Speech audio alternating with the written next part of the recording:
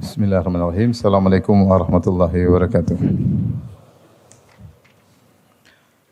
Alhamdulillahi ala ihsani wa syukru lahu ala taufiqihi wa amtinani wa asyhadu an la ilaha illallah wahdahu la syarika lahu ta'ziman li sya'ni wa asyhadu anna Muhammadan abduhu wa rasuluhu adda'i ila ridwanih. Allahumma salli alaihi wa ala alihi wa ashabihi wa ikhwanih. Hadirin hadirat, kita lanjutkan pembahasan kita tentang bab fadli zuhdi fid dunya, tentang keutamaan zuhud terhadap dunia, wal hath ala taqallul minha, dan motivasi untuk bersedikit-sedikit dengan dunia, wa fadlil faqr, dan keutamaan kefakiran. Hadis berikutnya, wa an Abi Sa'id Al-Khudri radhiyallahu anhu, dari sahabat yang mulia Abu Sa'id Al-Khudri, semoga Allah meridainya, qala, beliau berkata, jalasa Rasulullah sallallahu alaihi wasallam alal mimbar. Rasulullah SAW duduk di atas mimbar, wa jalasna haulahu, dan kami pun duduk di sekeliling beliau. Faqala, kemudian Rasulullah SAW berkata, inna mimma akhafu alaikum min ba'di, di antara perkara yang aku khawatirkan menimpa kalian sepeninggalku, ma yuftahu alaikum min zahratid dunya wa zinatiha, yaitu apa yang dibukakan atas kalian berupa mawar dunia dan perhiasannya. Muttafaqun alaih, hadis riwayat Bukhari dan Muslim. Dalam hadis ini Rasulullah SAW memperingatkan hal yang beliau khawatirkan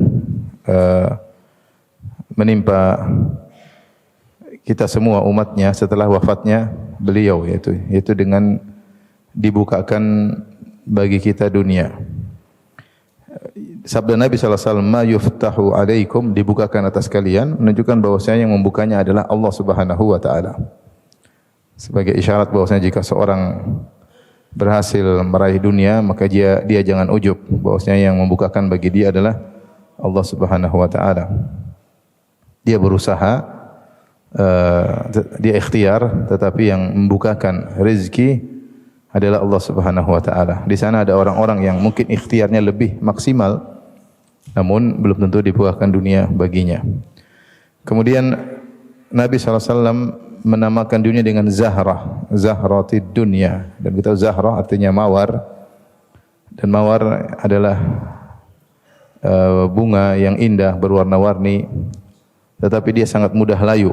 Dia sangat mudah layu, yang menunjukkan cepatnya kenikmatan dunia berlalu. Yang sebagaimana mawar memang harum dan wangi, indah dipandang, berwarna-warni, tetapi cepat sekali layu.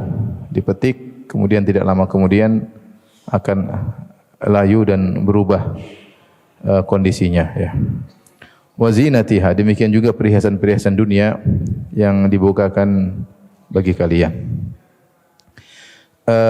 Ketika Nabi menamakan dunia dengan Zahrah, isyarat bahwasannya dunia itu hanyalah sebentar.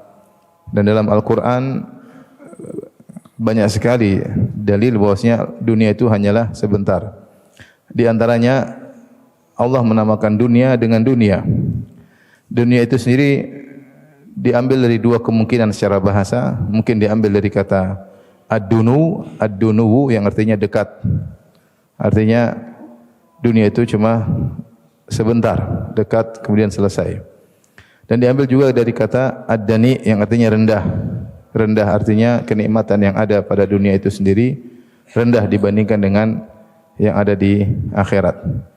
Di antaranya Allah menamakannya dengan Zahrah, sebagaimana dalam hadis ini. Kata Allah Subhanahu wa taala, zahratal hayatid dunya linaftinahum fi, dalam surat Thaha. Ya, yaitu zahratal hayatid dunya, mawar keindahan dunia.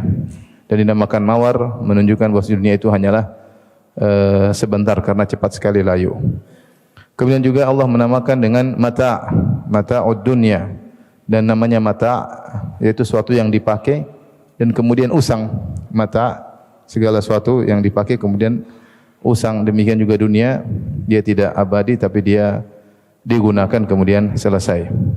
Kemudian Allah juga menamakan dengan qalil, ya, mata'ud dunya qalil. Selain dinamakan mata, Allah juga menyebutkan dunia dengan qalil, yaitu hanya sebentar, yang menunjukkan bahwa dunia itu hanyalah sesaat dibandingkan dengan akhirat yang abadi selama-lamanya. Kemudian juga perumpamaan yang sudah kita sebutkan pada pertemuan lalu, Allah menyerupakan seperti daun yang hijau yang terkena hujan kemudian subur tiba-tiba menjadi kering kemudian ditiup angin. Demikianlah kehidupan dunia. Oleh karena dunia itu hanya sebentar, ditinjau dari dunia yang kita pakai yang cepat selesai atau kitanya yang cepat berakhir.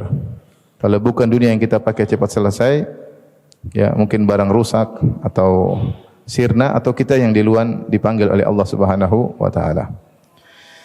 Maka ini semua mengingatkan kepada kita bahwasanya dunia tidak selama-lamanya akan kita tempati. Dia bukanlah darul qarar, tempat menetap, tetapi adalah darul ubur, tempat menyeberang. Tempat menyeberang menuju tempat tinggal yang sejati. Kemudian hadis berikutnya wa anhu dari Abu Sa'id Al-Khudri radhiyallahu anhu anna Rasulullah sallallahu qala, bahwasanya Rasulullah sallallahu bersabda, "Inna dunya hulwatun khadirah." Sungguhnya dunia itu manis dan hijau. Manis ditinjau dari rasanya, kalau dicicipi manis dan memang benar dunia itu menyenangkan, manis ya. Banyak sekali hal-hal yang senang yang kita rasakan dengan dunia ya. Harta, wanita, jabatan ya, ketenaran, popularitas, ada rasa manis yang kita rasakan. Khadirah yaitu hijau, enak dipandang, enak dipandang. Jadi Nabi mensifati dunia itu dia dari dirasakan manis, dipandang enak sehingga tergabung kepada dia hal yang menyenangkan. Rasa yang manis, enak dipandang. Kemudian kata Nabi sallallahu alaihi wasallam, "Wa innallaha ta'ala mustakhlifukum fiha." Dan sungguhnya Allah Subhanahu wa taala menjadikan kalian menempati dunia tersebut. Mustakhlifukum maksudnya Allah menjadikan kalian khalifah yang menempati bumi tersebut, dunia tersebut. Buat apa? Fayanzuru kaifa ta'malun. Maka Allah melihat bagaimana kalian beramal. Ini dalil bahwasanya dunia itu hanyalah ujian. Makanya Allah menciptakan dunia yang begitu indah untuk ujian ya. Inna ja'alna ma'alal ardi zinatan laha linabluwahum ayyuhum ahsanu amala. Kami menjadikan perhiasan di atas muka bumi ini untuk apa? Untuk menguji mereka mana di antara mereka amalnya yang terbaik. Maka Allah menciptakan dunia sebagai bahan ujian, lantas Allah meletakkan kalian di bumi menjadi khalifah tinggal di muka bumi. Buat apa? Fayanzuru kaifa ta'malun. Maka Allah melihat bagaimana amal kalian menghadapi dunia tersebut. Maka di akhir hadis Rasulullah SAW mengingatkan, fattaqud dunya wattaqun nisa. Hati-hatilah kalian terhadap dunia dan hati-hatilah kalian terhadap wanita. Rawahu Muslim, hadis riwayat Muslim. Oleh karenanya dunia adalah ujian dan di antara oleh karenanya Rasulullah SAW ingatkan, fattaqud dunya, waspadalah dengan dunia. Waspadalah dengan dunia, jangan sampai kalian terpedaya dengan dunia. Setelah itu Rasulullah SAW mengkhususkan di antara dunia yang sangat berbahaya juga adalah wanita. Wattaqun nisa, waspadalah kalian terhadap wanita. Terutama di zaman sekarang fitnah wanita luar biasa. Kita tahu di mana-mana wanita menjadi pajangan, menjadi penarik ya. Semua iklan pasti ada wanitanya, apapun barangnya yang diiklankan adalah apa? Wanita, supaya menjadi pusat perhatian. Karena memang iblis tahu wanita ya adalah jerat terbaik bagi para lelaki. Dalam hadis kata Nabi sallallahu alaihi wasallam, "Innal mar'ata aurah." Sungguhnya wanita itu aurat. Fa idza kharajat istashrafa syaitan. Kalau wanita keluar dari rumah, istashrafa syaitan mengintai wanita keluar. Artinya kapan dia keluar, maka wanita tersebut akan dijadikan ajang sebagai jerat bagi para lelaki. Maka seorang ketika Nabi katakan, "Wattaqun nisa," takutlah kepada wanita atau bertakwalah dalam mensikapi para wanita, maka jangan dia menganggap sepele fitnah wanita. Jangan membuka celah-celah untuk terjebak dalam fitnah wanita. Ya. Jangan menggampang-gampangkan fitnah wanita. Rasulullah SAW juga bersabda, ya, lanjutan dari hadis ini, fa inna awwala fitnati bani Israil kanat fin nisa. Fitnah yang pertama kali menimpa Bani Israel terkait dengan wanita.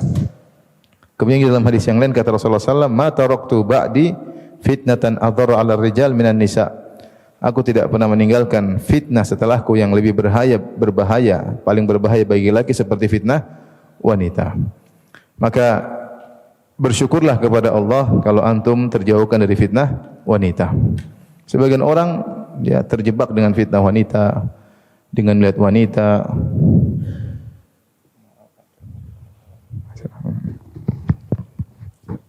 Assalamualaikum warahmatullahi wabarakatuh.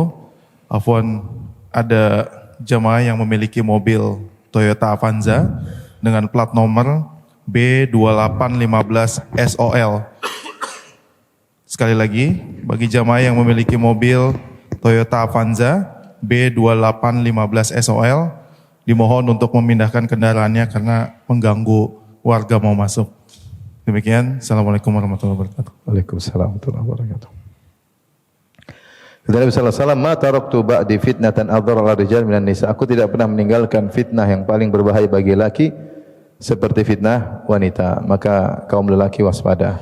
Antum yang selamat dari fitnah wanita banyak bersyukur kepada Allah Subhanahu wa taala.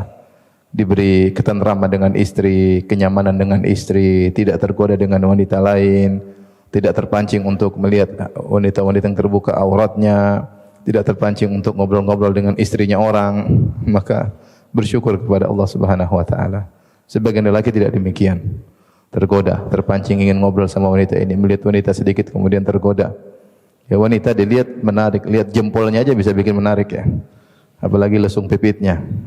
Pipinya tanpa lesung aja bikin menarik, apalagi ada lesungnya ya. Dan macam-macam. Oleh karenanya siapa yang dipalingkan oleh Allah dari fitnah wanita, maka hendaknya dia bersyukur kepada Allah. Terlalu banyak kisah, terlalu banyak cerita bagaimana fitnah wanita menimpa para lelaki. Dan ini bersama ya, fitnah lelaki pada wanita juga dahsyat. Betapa banyak wanita tergoda juga oleh lelaki. Baik, ini dalil bahwasanya dunia hijau dan manis itu adalah ujian. Sengaja Allah ciptakan hijau dan manis sebagai ujian untuk melihat bagaimana kalian menghadapi ujian tersebut. Kemudian juga hadis berikutnya, wa an Anas radhiyallahu anhu, dari Anas radhiyallahu anhu, anna Nabi sallallahu alaihi wasallam qaal, dari Nabi sallallahu alaihi wasallam beliau bersabda, Allahumma la aisha illa aishul akhirah.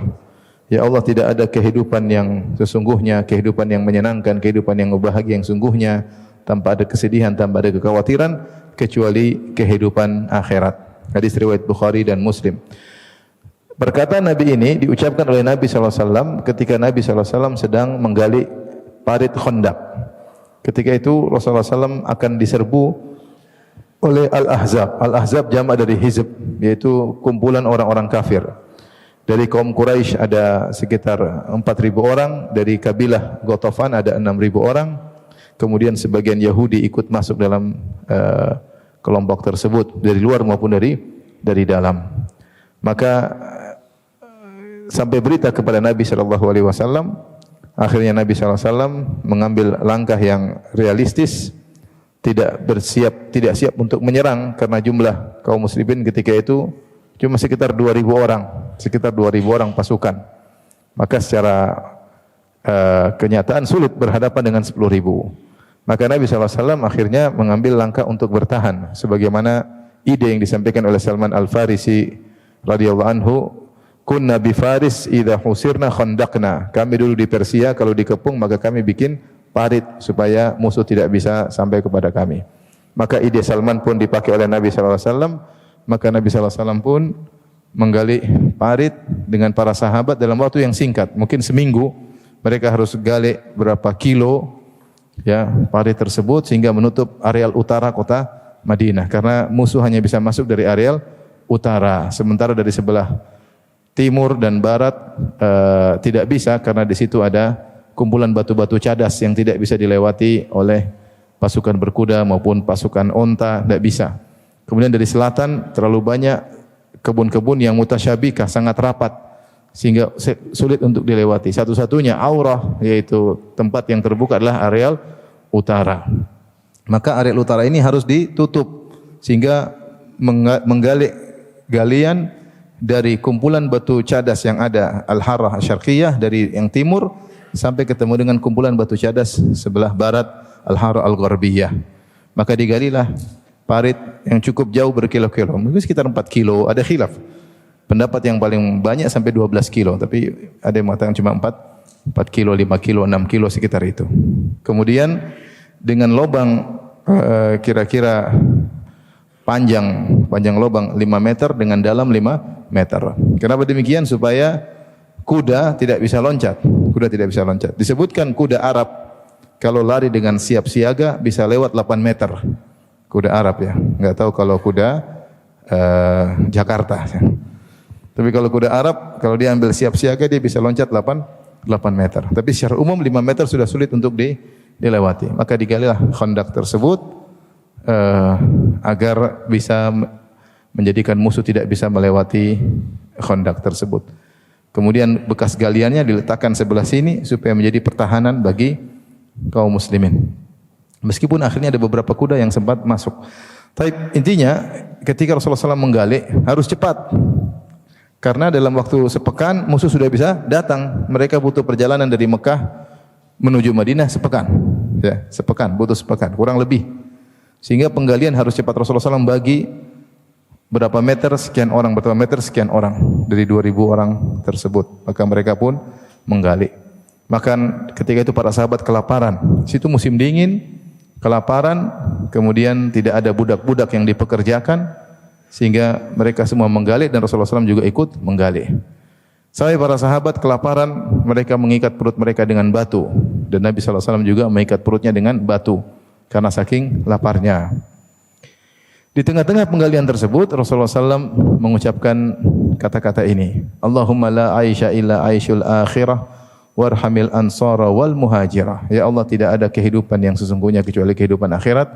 Rahmatilah kaum Ansar dan kaum Muhajirin. Dan ini diucapkan oleh Nabi untuk menyemangati para sahabat bahwasanya apa yang kita rasakan dunia ini, kesulitan ini hanyalah sebentar. Karena sungguhnya kehidupan yang sungguhnya bukan ini, maka kita berusaha payah untuk meraih kehidupan yang sungguhnya itu kehidupan akhirat. Syekh Al-Utsaimin rahimahullah taala, Muhammad bin Shalih Al-Utsaimin menyatakan bahwasanya perkataan ini Allahumma la aisha illa aishal akhirah boleh diucapkan selain dalam kondisi Nabi SAW, artinya kondisi kita lagi sulit. Kalau kita lagi sulit, lagi banyak masalah, lagi berat, mungkin lagi kelaparan, kita bilang Allahumma la aisha illa aishal akhirat. Sungguhnya tidak ada kehidupan yang sungguhnya kecuali kehidupan akhirat. Ini kehidupan cuma sebentar, kelaparan cuma sebentar, keusahan hanya sebentar. Setelah itu kita akan berpindah pada kehidupan yang hakiki. Demikian juga kata Syekh Utsaimin, boleh diucapkan ketika kita terpukau melihat orang-orang yang memiliki harta yang banyak. Atau kita sendiri memiliki harta yang banyak sehingga kita tidak lupa. Kalau kita lagi naik kendaraan mewah, kalau kita lagi menggunakan sesuatu yang mewah, kita bilang tidak ada kehidupan yang sungguhnya kecuali kehidupan apa? Akhirat. Apa yang kita miliki hanya sementara, setelah itu hisab. Yang kita miliki hanya sementara, setelah itu akan dihisab oleh Allah Subhanahu wa taala. Apa yang dimiliki oleh mereka yang mewah itu hanyalah sementara, setelah itu hanyalah hisab. Setelah itu hisab terhadap apa yang mereka miliki tersebut. Dengan demikian seorang menghibur dirinya dan dia ingat akan akhirat. Sebagaimana Nabi SAW menghibur para sahabat yang susah payah menggali khandak parit dengan cepat, harus bersegera sebelum musuh datang dengan berkata Allahumma la aisha illa aishul akhirah. Ya Allah, tidak ada kehidupan yang sesungguhnya, kehidupan yang menyenangkan, yang penuh dengan kebahagiaan, tidak ada sedih, tidak ada kekhawatiran kecuali kehidupan akhirat. Adapun dunia demikianlah tabiat sifat kehidupan dunia. Ada sedih, ada tawa, ada tangisan, ya, ada kesulitan, ada pertemuan, ada perpisahan, ya, dan seterusnya. Taib, kita lanjutkan.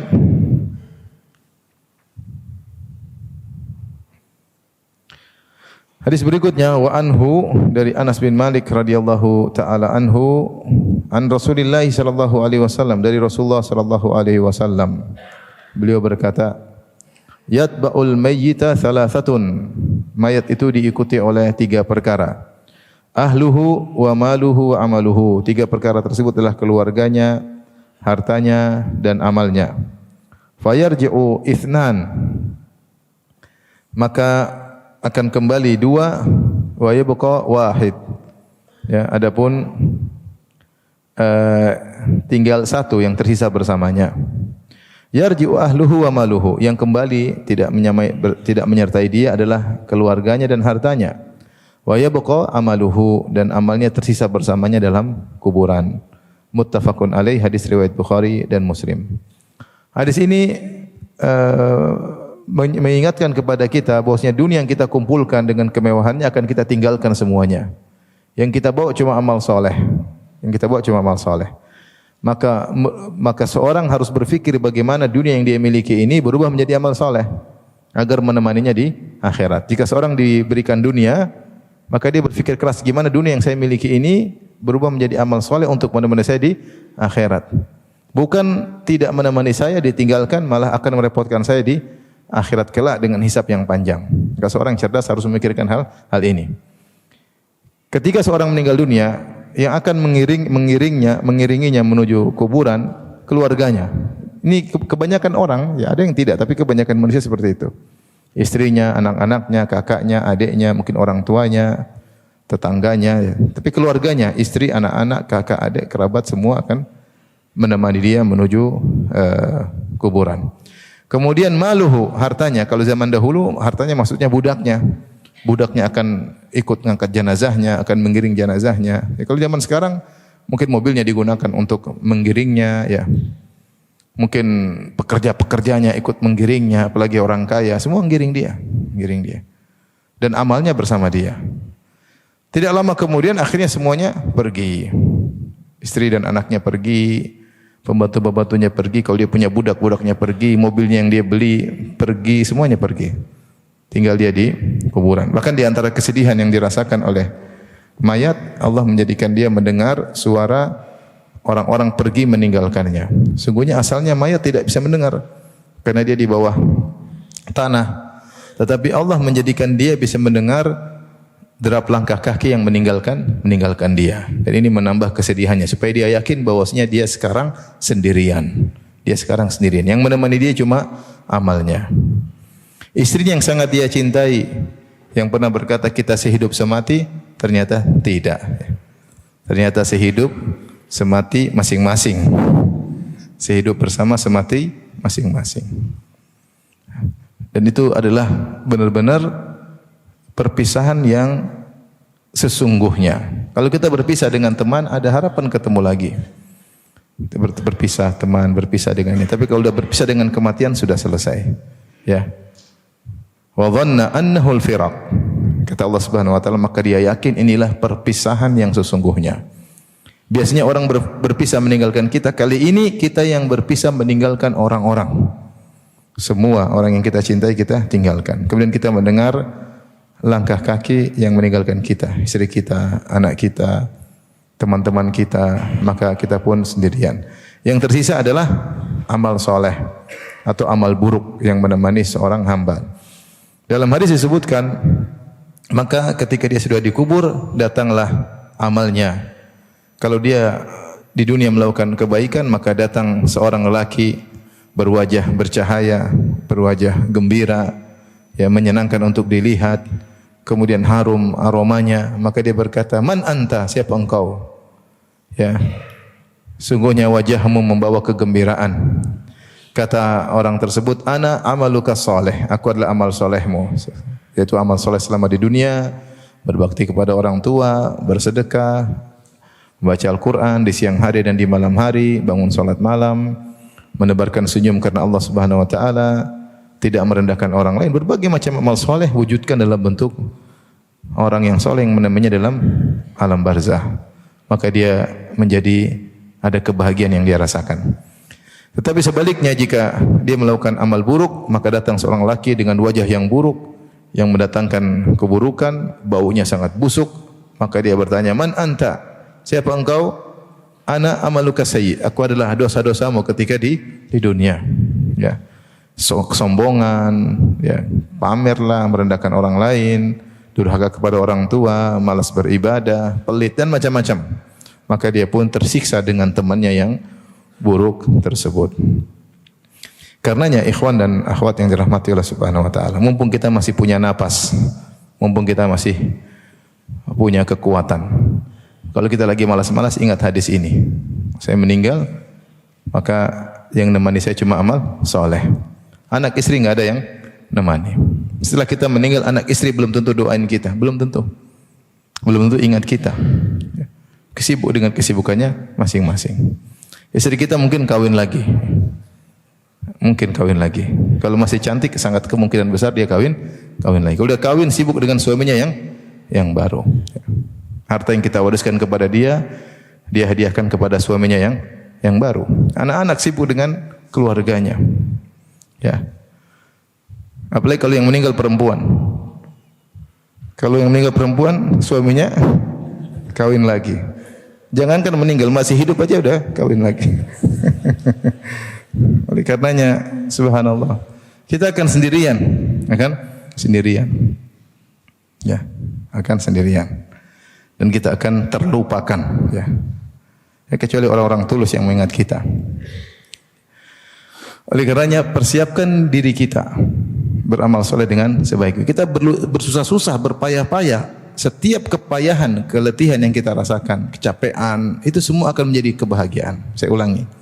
Setiap keletihan yang kita rasakan, bangun malam, cari uang untuk anak istri kita niat karena Allah, kita sedekahkan, ya, kita bersabar, semua keletihan, kepayahan, capek, kita umroh, kita haji, kita puasa, semua itu akan menjadi kebahagiaan. Begitu kita masuk dalam barzah, kita dapatkan kehidupan baru yang penuh dengan kebahagiaan. Maka jangan bosan-bosan untuk bercapek-capek ria. Ini capek buat kenikmatan saya di akhirat, di alam barzah. Saya selalu sampaikan, saya pernah waktu ibu saya meninggal, maka ada seorang dokter yang ikut menguburkan. Terus saya bilang, "Dok, makasih dok, jauh-jauh, capek-capek, panas-panas ikut nguburin ibu." Kata dia, "Tidak Ustaz, saya tidak capek Ustaz. Ini untuk saya. Saya masuk alam barzah, saya yang rasakan, bukan Ustaz. Saya yang rasakan capek-capek ini semua." Masya Allah. Ini ceramain Ustaz lagi. Tapi itu masuk dalam hati saya. Dia bilang, "Saya tidak capek. Memang saya sengaja ini karena yang rasakan adalah apa? Saya. Ini untuk saya, bukan untuk siapa-siapa." Oleh karenanya kita kalau lagi malas-malas, ingat kita ini bakalan meninggal, yang nemani kita amal soleh. Makanya antum yang punya harta, kalau antum tidak gunakan untuk di jalan Allah, itu harta pergi. Tapi kalau antum gunakan untuk di jalan Allah, harta itu akan menemani antum di kuburan. Dan senikmat-nikmat teman adalah amal soleh seseorang ketika di dunia. Makanya kalau kita lagi malas bangun malam, ingat ya, kalau saya mati besok gimana? Amal soleh saya ini yang akan menemani. Maka semangat ya. Kalau orang bikin jengkel kita, sabar. Sakit hati itu akan menjadi kebahagiaan di alam barzah. Sudah, maafin aja, enggak usah diteruskan ya. Karena itu akan menjadi kebahagiaan bagi kita di alam barzah. Taib, hadis berikutnya, wa anhu, dari Anas bin Malik radhiyallahu anhu, qala, beliau berkata, qala Rasulullah sallallahu alaihi wasallam, Rasulullah sallallahu bersabda, yu'ta bi an'ami ahli dunya min ahli nar yaumal qiyamah. Dihadirkan seorang penghuni neraka jahanam yang paling hidup mewah di dunia dulu. Ini orang paling terkaya, yang paling mewah, yang paling nikmat di dunia, tapi dia penghuni neraka jahanam. Kira-kira siapa? Ada orang paling top, paling kaya, paling mewah, paling nikmat, tapi dia kafir. Ada kan? Ada aja, cuma kita nggak tahu siapa ya. Ya, ada yang mungkin terkenal, ada yang tidak terkenal, tapi dia ternyata masuk neraka. Dia paling hidupnya paling mewah. Maka dihadirkan di pada hari kiamat kelak. Kemudian fayusbagu finnar sabghah, dicelupkan di neraka sebentar aja. Mungkin setengah detik, 1 detik dikeluarin lagi. Sebentar aja. Tsumma yuqal, sabghah itu menunjukkan sebentar, tidak lama. Tsumma yuqal, kemudian dikatakan kepadanya, ya bena Adam, hal ra'aita khairan qat? Wahai anak Adam, wahai si kaya, pernahkah engkau melihat kebaikan sekali? Hal marra bika na'imun qat? Pernahkah kau merasakan satu kenikmatan? Fayaqul la wallahi ya Rabb. Dia mengatakan, tidak pernah, demi Allah ya Rabb, aku tidak pernah merasakan kebaikan. Aku tidak pernah merasakan kenikmatan. Subhanallah, dahsyatnya neraka jahanam buat dia lupa dengan segala kenikmatan yang pernah dia rasakan. Padahal dia orang yang paling nikmat di dunia. Orang yang paling kaya di dunia. Orang yang mungkin paling dihormati di dunia. Orang yang semua orang ingin punya kehidupan seperti dia. Tapi semua itu hilang dalam sekejap. Begitu dicelupkan dalam api neraka yang sangat panas, hilang semua dari otaknya segala kenikmatan yang pernah dia rasakan karena saking dahsyatnya azab neraka jahanam tersebut. Baik, sebaliknya kata Nabi sallallahu alaihi wasallam, wa yu'ta bi asyaddin nasi bu'san fid dunya min ahlil jannah. Ada penghuni surga mau dimasukin surga. Dia dulu di dunia orang yang paling miskin, super miskin. Tingkat kemiskinan nomor 1, top. Subhanallah, banyak orang miskin banyak, tapi dia nomor 1 topnya kemiskinannya. Ada sebagian orang, istri saya pernah bilang dia pernah ke rumah seorang, rumah mungkin cuma 3 kali 4, kamar mandi di situ, anak 8, masya Allah, sakit. Mana kamarnya, mana kamar mandinya, langsung cerut. Subhanallah, itu mungkin ini sudah miskin. Masih ada yang lebih apa? Miskin. Tetapi dia penghuni surga. Artinya dia selalu mengalami penderitaan, mengalami kesulitan, paling susah di dunia. Ya, yu'ta bi asyaddin nasi bu'san fid dunya. Dihadirkanlah seorang yang paling menderita di dunia. Tapi dia penghuni surga. Fayusbagu sabghatan fil jannah. Kemudian dicelupkan di surga sekejap saja. Sebentar, 1 detik, setengah detik, dimasukin surga, kemudian dikeluarkan kembali. Fayuqalu lahu, maka ditanyakan kepadanya, ya ibn Adam, hal ra'aita bu'san qat, wahai anak Adam, pernahkah engkau menderita sekali? Hal marabika syiddatun qat, pernahkah kau merasakan kesulitan dalam kehidupan di dunia? Fayaqulu la wallah, kata dia, enggak pernah, demi Allah enggak pernah saya susah. Ya, subhanallah. Dia mengatakan, ma marrabi bu'sun qat, tidak ada pernah penderitaan yang aku alami. Wala ra'aitu syiddatan qat, mataku tidak pernah melihat kesulitan sama sekali. Kenapa? Karena begitu nikmat yang dia rasakan melupakan semua kesulitan yang pernah dia rasakan. Kenikmatan yang begitu dahsyat membuat dia lupa dengan segala kesulitan yang pernah dia rasakan. Oleh karenanya seorang tahu bahwasanya kenikmatan yang dia rasakan di dunia ini hanyalah semu. Kalau tidak dia gunakan untuk taat kepada Allah, maka kenikmatan yang sangat-sangat sementara akan berubah menjadi penderitaan yang sangat berat. Dan seorang jika dia merasa menderita di dunia, sakitlah, sulitlah, ya, kemudian berpindah dari satu kesulitan ke kesulitan, ini sementara. Semuanya akan berubah menjadi kenikmatan yang abadi. Maka dia bersabar menghadapi suka duka, pelit dan pahitnya kehidupan ini, ya. Nah, dunia ini tidak ada yang manis melulu, ya. Siapa yang ketawa melulu? Enggak ada. Orang gila yang ketawa melulu. Siapa yang senang melulu? Enggak ada. Namanya hidup di dunia ini pasti ada tangisan, pasti ada tawa. Pasti ada senang, pasti ada dukanya. Siapapun orangnya. Mau orang paling kaya, mau orang terkenal, pejabat paling tinggi, dan siapapun orangnya dia pasti mengalami suka dan duka. Baik, kita lanjutkan hadis berikutnya. Wa anil Mustawrid bin Shaddad radhiyallahu taala anhu qala Rasulullah sallallahu alaihi wasallam, kata Nabi sallallahu alaihi wasallam, mad dunya fil akhirati illa mithlu ma yaj'alu ahadukum usbu'ahu fil yammi falyanzur bima yarji'. Tidaklah dunia dibandingkan dengan akhirat, dunia dibanding, kecuali seperti seorang di antara kalian memasukkan jarinya di laut, kemudian dia tarik lagi, maka dia lihat berapa sisa air di jarinya dibandingkan dengan lautan. Tentu sangat-sangat apa? Sedikit. Jadi air yang tersisa di jari itulah dunia.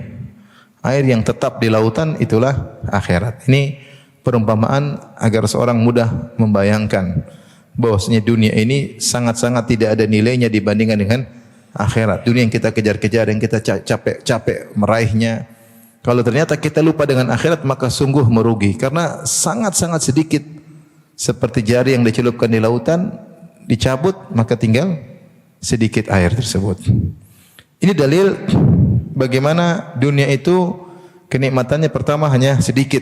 Ibarat air tersisa di jari. Itu pun kalau dibiarkan lama-lama akan hilang, kering, gitu tidak? Untuk angkat gini lama-lama kering enggak? Kering, hilang, selesai. Kemudian dia hanya terlokal di jari aja. Adapun akhirat seperti lautan yang kenikmatannya sangat banyak dan tanpa batas. Sangat banyak dan tanpa batas, lautan. Oleh karenanya seorang jika merenungkan akan hal ini, maka dia akan zuhud dengan dunia. Maka dia akan semangat untuk akhirat. Makanya setiap orang yang melakukan kemaksiatan disebut orang jahil. Setiap orang melakukan kemaksiatan disebut orang jahil. Kenapa? Karena dia jahil, dia mengutamakan kenikmatan sementara dengan menumbalkan kenikmatan yang banyak, sempurna dan abadi. Allah Subhanahu wa taala berfirman tentang Nabi Yusuf. Nabi Yusuf berkata, "Wa illa tasrif anni kaidahunna asbu ilaihinna wa akum minal jahilin."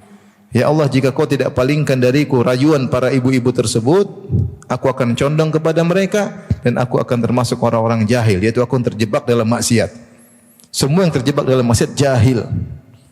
Di antara sebab dikatakan jahil karena dia mendahulukan kenikmatan yang sangat sedikit seperti yang di jari dengan menumbalkan kenikmatan yang luar biasa seperti lautan. Bodoh atau tidak? Bodoh.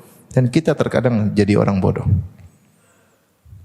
Demikian juga Allah mengatakan, "Innamat taubatu 'ala Allahi lil ladzina ya'maluna as-su'a bi jahalatin tsumma yatubuna min qarib." Sungguhnya orang-orang yang bertaubat, yaitu orang yang Allah terima taubatnya, adalah orang yang melakukan kemaksiatan dengan kebodohan. Yaitu setiap pelaku maksiat adalah orang bodoh. Maka jika kita ingin menuruti hawa nafsu kita, ingin melihat sesuatu yang haram, ingin mendengar sesuatu yang haram, kita ingin bodoh kamu, bodoh. Setiap yang haram yang kau lihat akan menumbalkan kenikmatan banyak yang harusnya kau dapatkan di akhirat kelak. Ibarat kau mengambil setetes air yang akan habis, akan kering, kemudian kau biarkan air yang begitu banyak sebanyak lautan. Dan ini benar. Bayangkan Nabi berkata, "Raka'atul fajri khairu minad dunya wa fiha." 2 rakaat yang kau kerjakan ya sebelum salat subuh lebih baik daripada dunia dan seisinya. 2 rakaat subuh yang kita kerjakan 3 menit, 2 menit ternyata lebih baik daripada dunia dan seisinya. Menunjukkan bahwasanya dunia ini sangat tidak ada nilainya. Ini yang kita lihat mewah, indah, megah, itu hanya seperti setetes air. Dan itu mungkin antum bilang, masa sih Ustaz? Ya, coba antum bayangkan, kita enggak usah bicara tentang akhirat, kita bicara dunia aja. Kita bicarakan 100 tahun lalu. Bandingkan dengan nikmat yang kita rasakan sekarang. Jauh atau tidak? Jauh. Dulu orang jalan kaki, naik kuda, kita naik mobil dengan mewah. Dulu orang kalau jalan, bayangkan naik onta di tengah padang pasir, kemudian panas, rombongan bisa terpisah. Susah dulu. Tidak terbayang mereka bakalan ada mobil mewah meskipun lagi terik matahari dalam kemewahan. Kalau seandainya orang yang dulu dia lihat kenikmatan sekarang, dia bilang luar biasa, kita enggak ada apa-apanya. Ya tidak? Ini kita berbicara, maksudnya itu sangat mungkin antara 100 tahun lalu dengan sekarang nikmat sudah sangat jauh. Saya pernah bikin ceramah kebetulan saya waktu itu ke Paris, di depan kerajaannya Raja Louis. Ya. Mewah kerajaannya luar biasa. Louis keberapa saya enggak tahu. Tapi saya bilang lebih nikmat kita. Raja ini dulu dia tidak punya mobil, ya enggak? Dia enggak punya AC. Mungkin ada 8 orang kipasin tapi enggak enak. Lebih enak AC kita enggak? Dia mungkin naik kuda 8 gagahnya. Lebih enak naik apa? Mobil. Dia punya kasur semewah apapun, lebih enak kasur yang kita tidurin apa? Sekarang. Lebih enak kita tuh dia. Cuma dia kurang ajar, istrinya banyak dulu dia. Itu bedanya. Selirnya banyak berzina. Tapi kalau sisi lain kita lebih enak daripada dia. Ya tidak. Oleh karenanya ini saya baru katakan antara kenikmatan dunia 100 tahun lalu dengan sekarang, bagaimana dengan akhirat. Maka sangat mungkin kenikmatan tersebut jauh lebih indah daripada yang kita lihat sekarang, megahnya luar biasa. Oleh karenanya benar kata Nabi SAW, sungguhnya kenikmatan dunia itu yang kita kejar-kejar hanyalah seperti sisa air di jari yang kita ambil dibandingkan dengan air di lautan yang begitu banyak.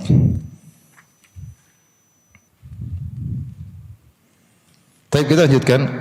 Wa an Jabir radhiyallahu anhu anna Rasulullah sallallahu marra bis-suq wan nasu kana fataihi. Kata Nabi sallallahu alaihi wasallam, kata Jabir, Rasulullah sallallahu melewati suatu pasar sementara orang-orang sedang berada di sekeliling Nabi sallallahu alaihi wasallam. Famarra bijadyin asakin mayyit. Maka Rasul melewati anak kambing yang cacat, yang telinganya kecil, sudah jadi bangkai. Fatanawalahu fa akhadha bi udhunihi. Maka Rasulullah SAW memegang kambing tersebut, dipegang bagian telinganya yang cacat, yang kecil. Tsumma qala, Rasulullah mengatakan, ayyukum yuhibbu an yakuna hadza lahu bidirham. Siapa yang ingin beli kambing ini 1 dirham? 1 dirham cuma murah. 1 dirham. Faqalu, para sahabat berkata, ma nuhibbu annahu lana bi syai' wa ma nasna'u bihi. Gratis pun kami tidak mau ya Rasulullah. Bikin apa dengan kambing cacat seperti ini? Bangkai lagi. Tsumma qala atuhibbuna annahu lakum? Kalian mau kambing ini buat kalian? Qalu wallahi law kana hayyan kana aiban. Kalau dia masih hidup pun kambing yang ada aibnya, apalagi sudah jadi bangkai. Innahu asakkun. Sementara karena dia apa? Karena dia cacat. Fa kaifa wa huwa mayyit, apalagi sudah jadi bangkai. Faqala, maka Rasulullah SAW berkata, fa wallahi, demi Allah, la dunya ahwanu 'ala Allah min hadza 'alaikum. Sungguhnya dunia itu lebih hina di sisi Allah daripada bangkai kambing ini di sisi kalian. Ya. Hadis riwayat Muslim, ya.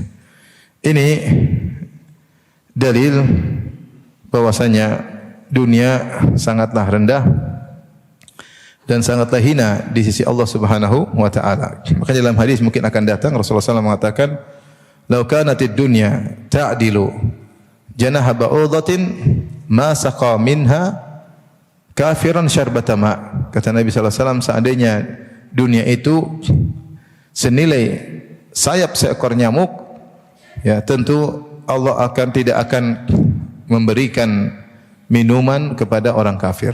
Tetapi dunia itu lebih rendah daripada sayap seekor nyamuk, maka dunia itu Allah berikan kepada orang kafir. Seakan-akan Nabi berkata, dunia itu kalau berharga tidak bakalan Allah berikan kepada orang kafir. Namun karena dunia tidak berharga, maka Allah berikan juga kepada orang kafir. Ya. Tentunya hadis-hadis seperti ini dibawakan maknanya oleh Ibn Rajab Al-Hambali, celaan terhadap dunia. Maksudnya dunia jika tidak membawa seorang kepada akhirat. Maksudnya apa? Dunia yang buat orang lalai dari apa? Akhirat. Adapun dunia yang dimanfaatkan untuk akhirat, maka dunia tersebut mulia.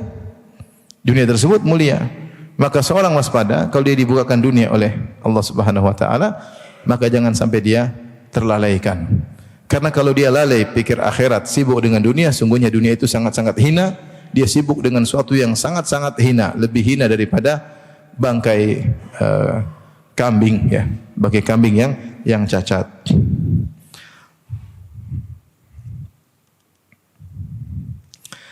Baik, kita lanjutkan. Hadis cukup panjang. An Abi Dzar radhiyallahu anhu qala, dari Abu Dzar radhiyallahu anhu beliau berkata, kuntu amshi ma'an Nabi sallallahu alaihi wasallam fi harratin bil Madinah. Suatu hari aku berjalan bersama Nabi sallallahu alaihi wasallam di sebuah kampung atau di kota Madinah. Ya. Ya. Fastaqbalana Uhud. Tiba-tiba depan kami ada gunung Uhud. Kemudian faqala ya Abu Dzar. Ketika kami jalan tiba-tiba depan kami gunung Uhud, maka Rasulullah berkata, wahai Abu Dzar, qultu labbaik ya Rasulullah. Aku menyambut panggilan engkau wahai Rasulullah. Faqala ma yasurruni anna indi mithla Uhudin hadza dhahaban famdi alayya 3 ayamin wa indi minhu dinar. Saya tidak suka kalau saya punya emas sebesar gunung Uhud ini. Gunung Uhud itu besar, ya. Panjangnya 7 sampai 8 kilo, lebarnya 2 sampai 3 kilo, tingginya 100-an meter lebih. Itu kalau dirubah jadi emas berapa ton? Siapa yang pernah timbang? Enggak ada yang pernah timbang. Kata Nabi, kalau saya punya emas sebesar gunung Uhud seperti ini, maka tidak lewat 3 hari, saya tidak suka kalau masih ada sisa 1 dinar. 1 dinar itu 4/4 gram emas. Illa syai'un arsuduhu lidain, kecuali saya sisakan sedikit untuk bayar hutang saya. Adapun sisanya illa an aqula bihi fi ibadillahi hakadha wa hakadha wa hakadha, kecuali saya bagi-bagi seluruh emasku di antara hamba-hamba Allah begini. Rasulullah SAW, saya kasih ke sana, kasih ke sini, kasih ke belakang, saya bagi-bagi semuanya. Tidak akan ada yang tersisa dalam 3 hari. Kalau saya punya emas sebesar gunung, saya akan bagi dalam 3 hari sudah habis, kecuali saya sisakan untuk bayar apa? Hutang. An yamini wa an shimali min khalfi thumma sara. Rasulullah mencontohkan, saya akan bagi begini ke kanan, saya akan bagi ke kiri, saya akan bagi ke belakang, saya akan bagi seluruhnya. Kemudian Rasulullah SAW berjalan. Kemudian Rasulullah berkata lagi, innal aktsarina humul aqalluna yaumal qiyamah. Sungguhnya orang yang punya harta banyak, mereka adalah orang yang sedikit pada hari kiamat kelak. Yaitu illa man qala bil mali hakada wa hakada wa hakada. Kecuali orang yang bersedekah dengan hartanya. Ke kanan, ke kiri, ke belakang, ke depan. Kalau tidak, dia akan paling menderita karena hisabnya paling apa? Panjang. Dia malah semakin sedikit pahalanya. Ya, dia paling susah. Kenapa? Karena hartanya yang banyak. Kecuali yang bersedekah. Wa qalilun mahum, kata Nabi, namun hanya sedikit yang seperti itu. Kebanyakan orang kalau punya harta banyak tidak bersedekah. Kalaupun bersedekah hanya persennya sedikit. Kalaupun sedekah persennya cuma sedikit. Ya, kita kebanyakan seperti itu. Kita punya harta 100 juta, belum tentu kita sedekahkan 1 juta, belum tentu 1% belum tentu. Ya kalau zakat ya sudahlah, tapi sedekah sunnah belum tentu 1 juta, belum 1%. Sisanya hisab. Wa qalilun mahum, cuma sedikit yang rajin bersedekah.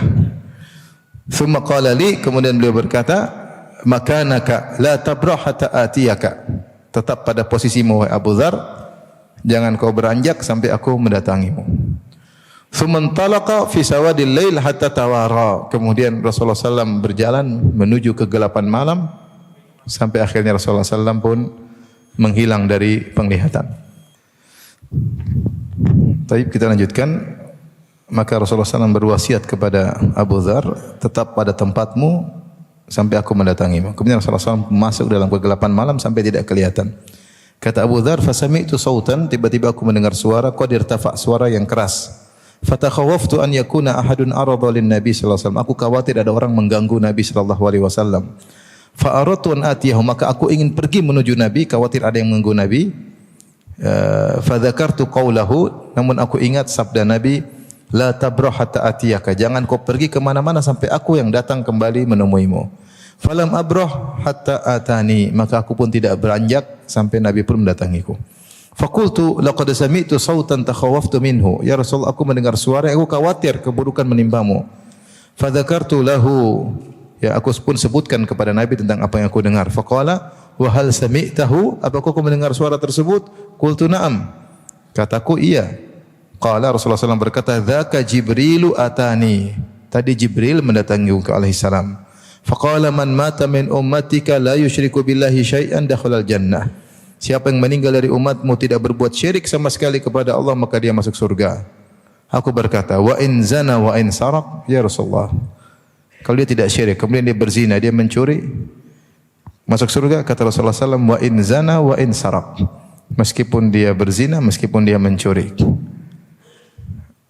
Abu Dzar ulangi lagi, wa in zana wa in saraq, meskipun berzina dan mencuri, kata Nabi, wa in zana wa in saraq, meskipun mencuri, berzina, tidak berbuat syirik sama sekali, masuk surga. Abu Dzar ulangi lagi, wa in zana wa in saraq, kata Nabi, wa in zana wa in saraq ala raqbi unufi Abi Dzar, meskipun Abu Dzar tidak senang.